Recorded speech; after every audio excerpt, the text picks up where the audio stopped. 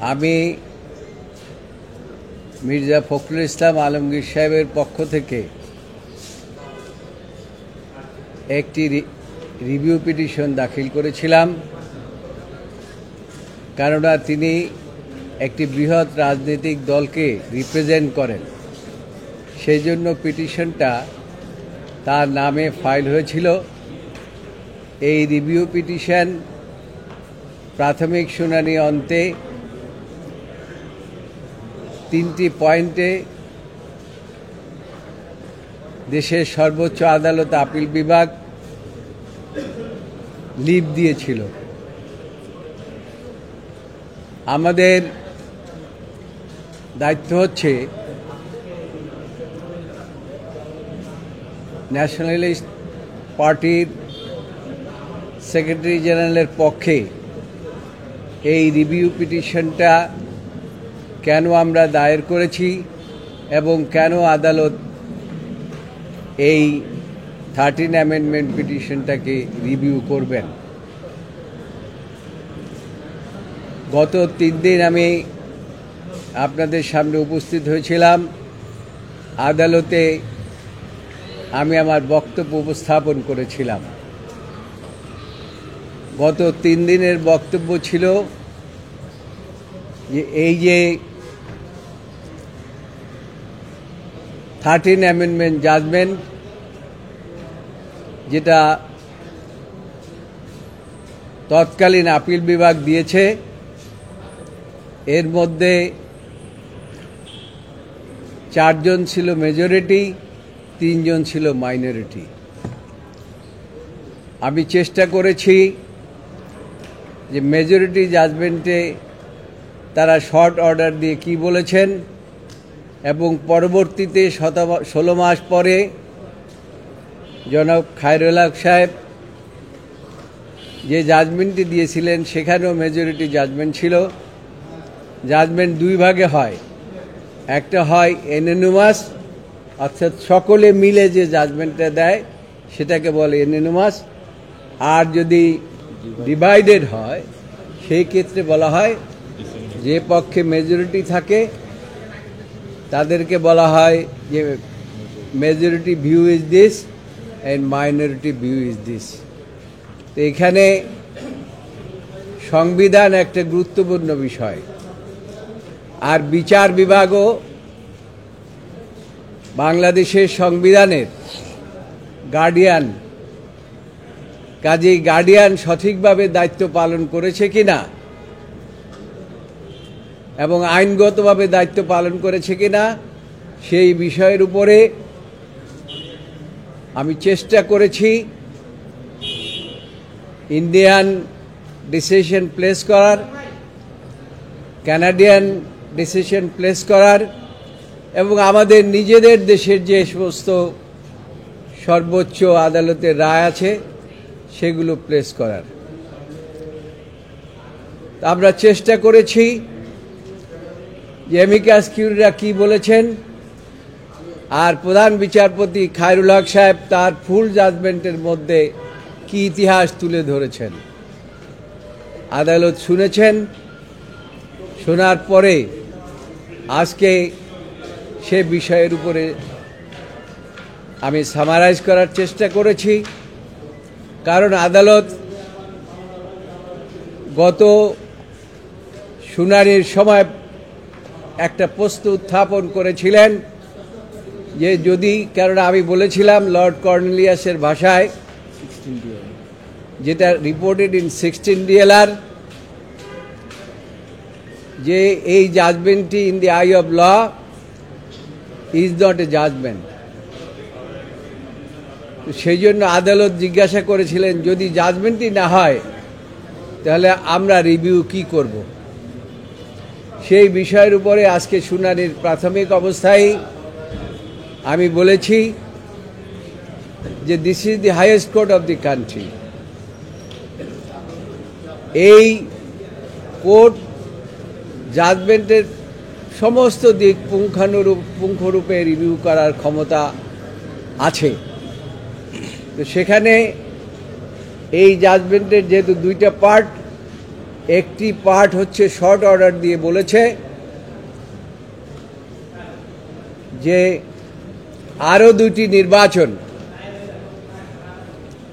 তত্ত্বাবধায়ক সরকারের অধীনে হতে পারে গণতন্ত্রের স্বার্থে। আর সেখানে আরও কিছু অবজারভেশন প্রথমেই দিয়েছেন ওই জাজমেন্টের মধ্যে শর্ট অর্ডারে, যে কোনো বিচারক, কোনো বিচারপতি, কোনো সরকারের প্রধান হতে পারবেন না, তারা কোনো দায়িত্ব নিতে পারবেন না।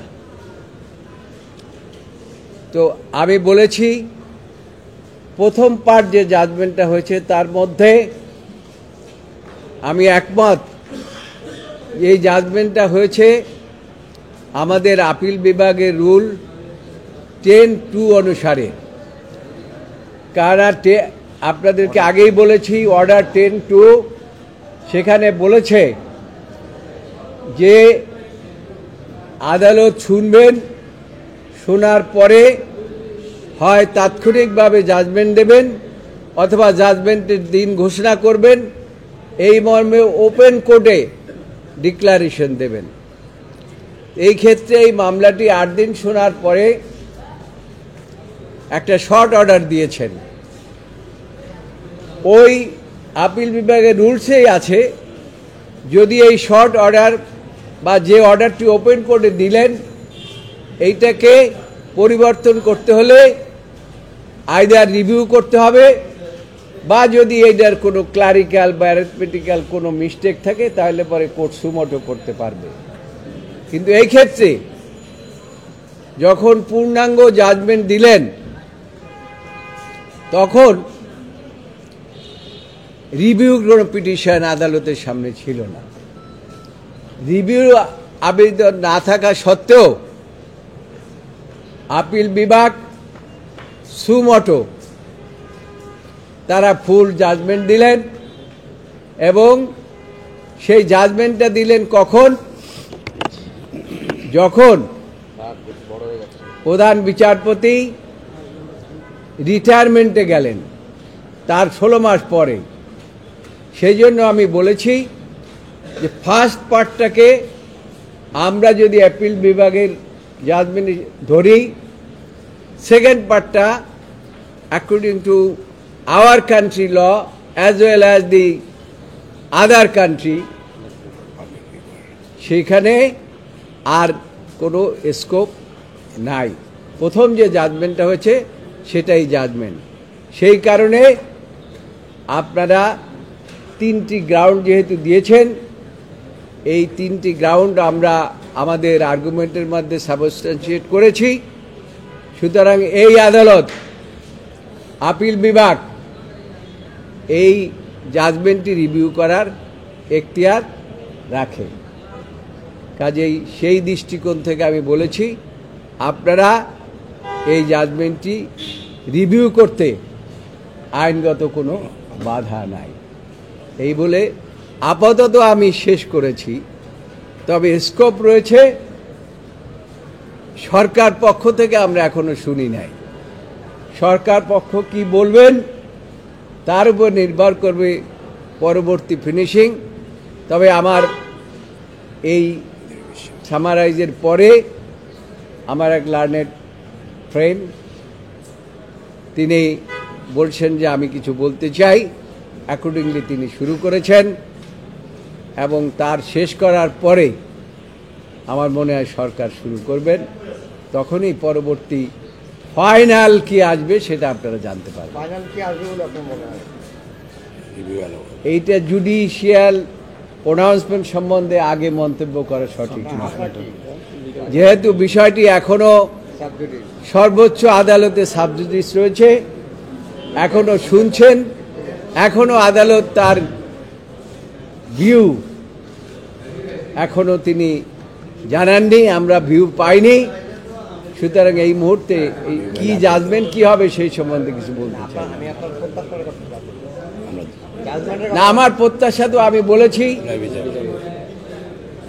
আমার প্রত্যাশা তো আমি আদালতকে বলেছি যে মাননীয় আদালত এই জাজমেন্টটি আইনগতভাবে রিভিউ হতে পারে এবং এই জাজমেন্টটি রিভিউ হলে আপনারা যে সিএস সিভিল আপিল নাম্বার দিয়েছেন এই আপিলটি যথাযথভাবে আপনারা অ্যালাউ করবেন, এটাই হচ্ছে আমাদের প্রেয়ার। তবে বলেছি এই জাজমেন্ট কোনো অবস্থাতে রেট্রোস্পেক্টিভ হবে না। আমরা প্রেয়ার করছি যে আপনারা যখন এই পূর্ণাঙ্গ জাজমেন্টটি দেবেন তখন ইট মাস্ট বি প্রসপেক্টিভ।